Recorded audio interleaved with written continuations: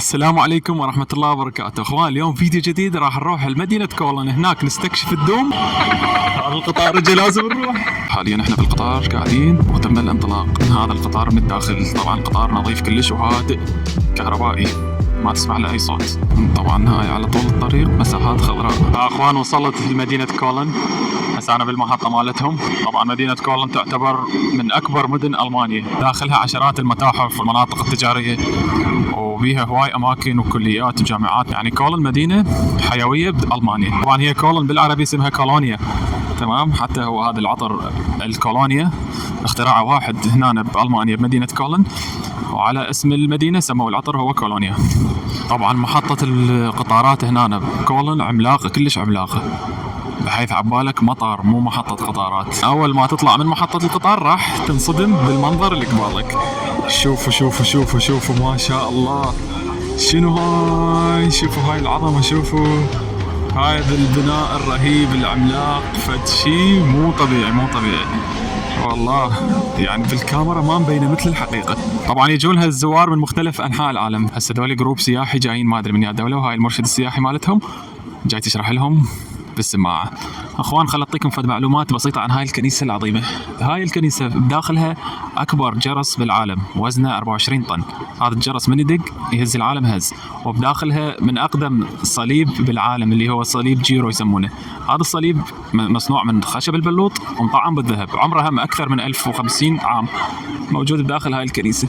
فهاي بداخلها يعني اسرار، وبداخلها هواي امور وهواي سوالف. هسه راح اقص لكم قصص عنها همين.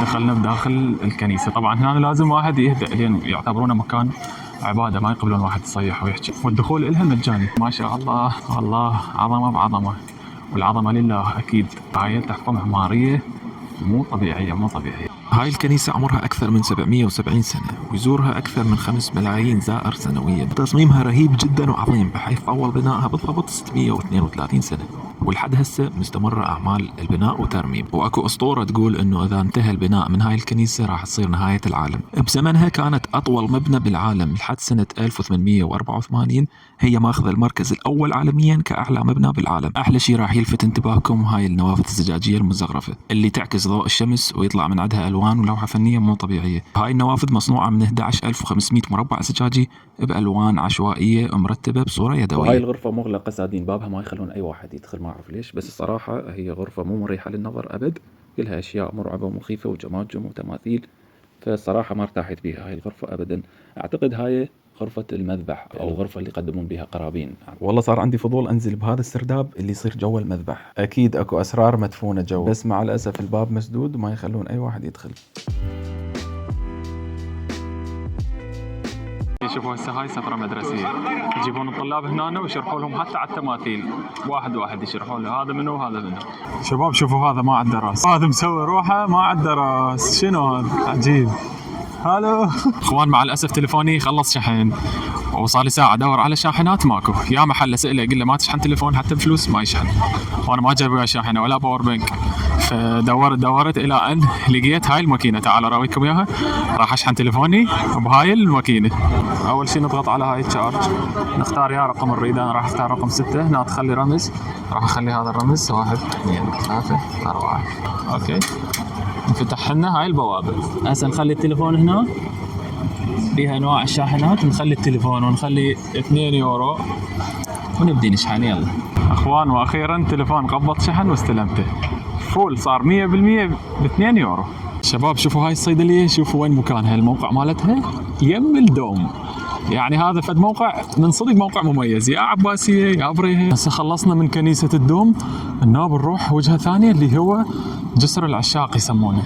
هنا اكو جسر على نهر الراين، هم بمنظر كلش حلو بتفاصيل حلوة هسه راويكم اياها. طبعا شباب شوفوا هنا هاي حديقة خبل، هاي بلون هاي بفصل الخريف يصير لونها هيجي برتقالي على لون خريفي، هو هذا نسميه احنا اللون الخريفي. اقفال اقفال في كل مكان اقفال. هو هذا جسر العشاق، يحطون قفل ويقفلونه ويكتبون اسمهم والتاريخ ويرمون المفتاح بالنهر. هاي عادة قديمة عندهم. على طول الجسر ملايين الاقفال، ملايين. هاي وانا ادور هسه شفت قفل تاريخه 2002 هذا. كلش قديم هسه هذا. حتى القفل مزنجر، ايش صاير بيه؟ هذا القفل كاتبين عليه انه احنا صار لنا 50 سنه نحب بعض منذ 1975. الله يديم حبهم عمي.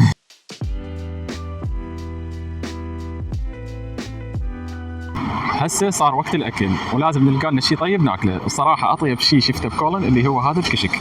هذا المالك مالته رجال كبير بالعمر تركي وكله حلال عنده، يبيع كباب ويبيع سجق ويبيع اشياء كلش طيبه. شلون تعرفونه طيب؟ من هذا السرة الازدحام عليه، يعني سرة منا وسرة منا، صاير ازدحام مو طبيعي عليه. فراح نلزم سرة وننتظر لحد ما يوصل سرانا ونطلب. راح نطلب كباب وسجق واشياء متنوعه نجربها. هذا اللبن سعره 2 يورو، يعني 3500 دينار عراقي. احنا بالعراق عندنا بربع هذا، هنا 2 يورو. وهاي لفات اكلناهن طعمهن راقي يجنن، يستحق التجربة. طبعا احنا السندويش بالعراق نسميه لفة، سعر اللفة الواحدة 9 يورو. اخوان هاي لفة السجق هم جربناها وطيبة، بس الصراحة لفة الكباب اطيب بهواي. هذا طبعا صار له بالساعتين تقريبا هنا يدق ويرقص، ساعتين او اكثر من جيت لحد هسه يدق ويرقص، ما ادري شو يريد. هاي هنا لقطة بانورامية للمدينة، هذا جسر العشاق وهاي الاماكن بالمدينة. اخوان رحمة والديكم والله شوفوا لي هاي شنو فائدتها. كاتبين هنا محطة تدخين. هذا المربع الاصفر فقط للمدخنين، يعني اللي يريد يدخن يروح بهاي المربع الاصفر. بس شنو الفائدة يعني؟ لا هي منطقة مغلقة لا هي شيء، يعني ليش المدخنين حصروهم بهذا المربع؟ ما اعرف والله ما اعرف شنو الفائدة، ما ادري. يعني المدخن خي يدخن هنا، ليش ما يدخن هنا ما ادري. يلا اخوان وكان تنتهي الجولة لهذا اليوم، اتمنى تكونوا استمتعتوا. كان فيديو لطيف ممتع وبمعلومات حلوة. وهاي وداعية للدوم، كنيسة الدوم. يلا نلقاكم بفيديو ثاني، وخلوكم مشتركين ولايك وسبسكرايب. مع السلامة.